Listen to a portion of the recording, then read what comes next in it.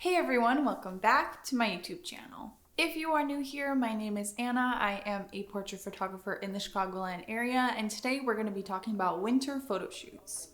So if you haven't noticed, there's been lots of snowfall in the past couple of days, and I thought this was a great opportunity to take photos during the snowfall as well as after the fact.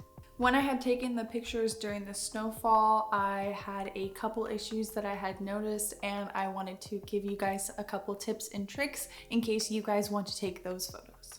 So the first time around, I took some photos while the snow was falling. The equipment that I was using was the Sony a7 III along with the 85mm lens and using my phone to connect it. During the second time around, I used all of that previous equipment as well as the Godox 8200 and a MagMod modifier.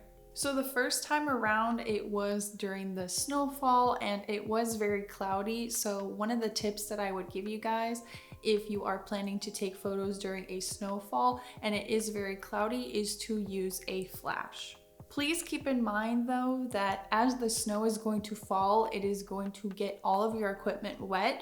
So if you are planning on using a flash or even having just your camera, it's very important for you to be able to cover it to make sure that any of the water is not going to go inside of the camera.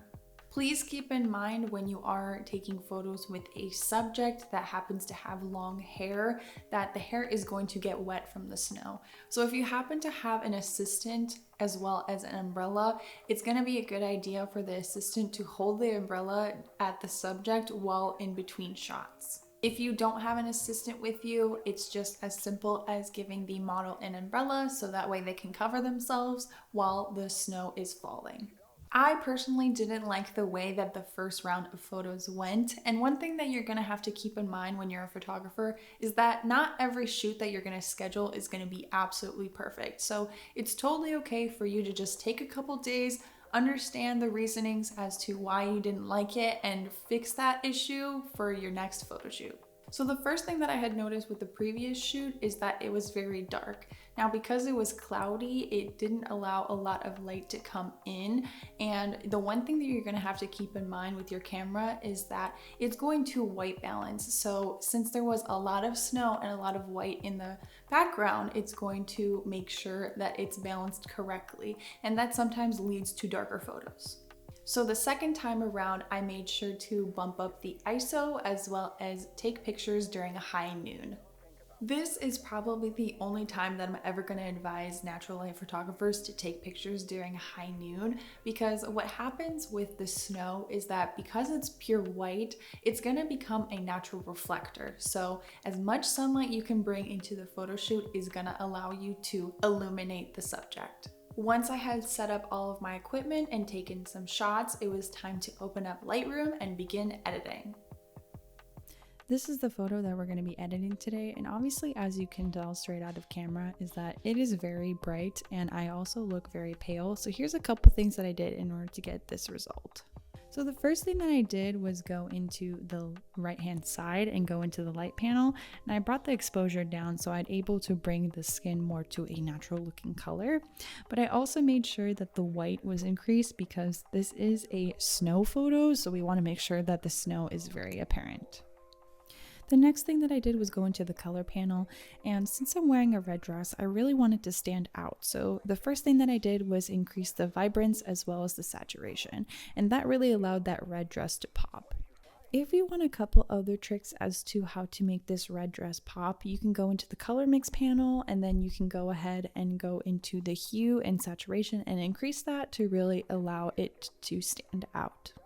The next thing that I did was go into color grading. What I had realized in the previous video, I had gotten a little heavy-handed with my editing in regards to color grading, so I want to make sure that I'm keeping in line and also making sure that the skin stays natural. So in the shadows, I went in sort of a teal. In the midtones, I went into sort of a purple color. And then lastly, in the highlights, I went into a yellow. And the one thing that you're going to notice is that each color is sort of the opposite of the others. So it sort of creates this little triangle.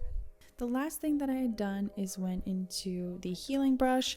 There is a couple lint or little blemishes that I wanted to get rid of initially in the before portion. So if I had used a lint roller beforehand on the dress, this would have saved me time. But since I didn't have that option, I just went into Lightroom and just got rid of every single lint and blemish in the photo.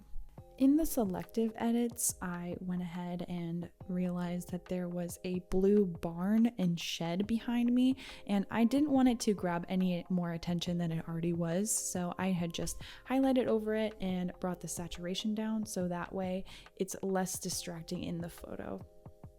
Another thing that I did was I still increased the eyes because, as you can tell, the white had really become a reflector in the eyes, and that allowed me the ability to really make them pop. But if I have gone over them and did what I normally do, which is just increase clarity and increase the sharpness as well as the exposure, I was able to really illuminate those eyes. And I also went ahead and added a little pink into my lips to match the dress. Now, the last thing that I had done is drawn a circle over me, and if you double tap, you'll see that it's affecting everything around me, and I increased the exposure. And I wanted to do that because this is still a winter photo, so you want to make sure that it's very bright. So adding that exposure and adding the light is really going to allow you to get something similar like this. And this is the final result. The first tip that I have for you when you're doing winter shoots, especially if you're doing self-portraits, is to get a water-resistant phone. The reason why I recommend that, especially if you're doing self-portraits, is because you're gonna have to find a place to drop your phone. Since I was wearing a dress, I had no pockets, so I had no choice but to leave my phone on the snow, and I wanted to make sure that it wasn't going to get damaged. So finding a water-resistant phone is going to be the best tool that you have.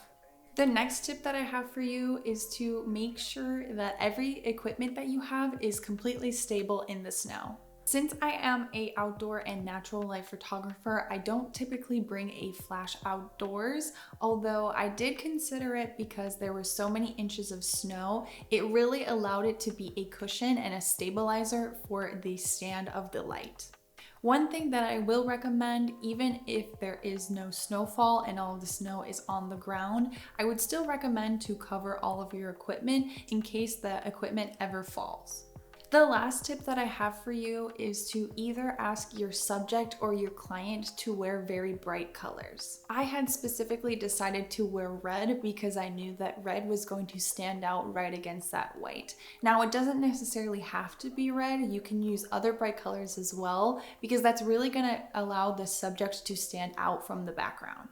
I would not recommend asking your client or your subject to wear a dress, especially in this really cold weather. But if they are planning on wearing a dress and it happens to be full length, or you happen to allow the ability to put layers underneath, I had been using tights as well as knee-high socks and very warm shoes to make sure that I was staying as warm as possible.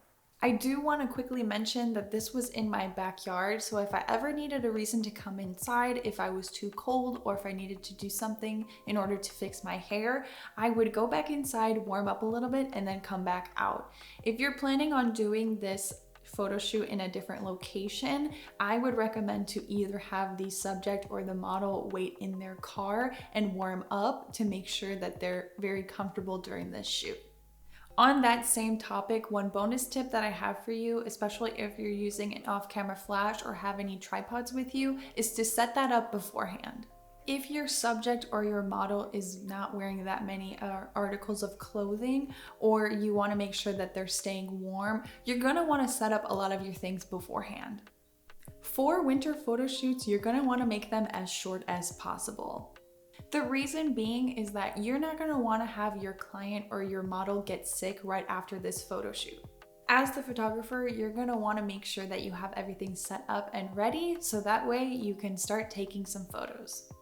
But that is all that I have for you guys today. If you guys like this video, don't forget to like, comment, and subscribe, and hit the notification bell to get notified every single time I post a new video. If you like videos just like this, I have a playlist created where I go behind the scenes and discuss my reasonings for my Lightroom edits, so that will be up here as well as in the description box below.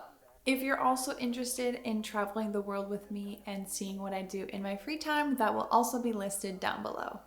But that is all that I have for you guys today. I hope you guys are staying safe, and I'll see you guys in the next video.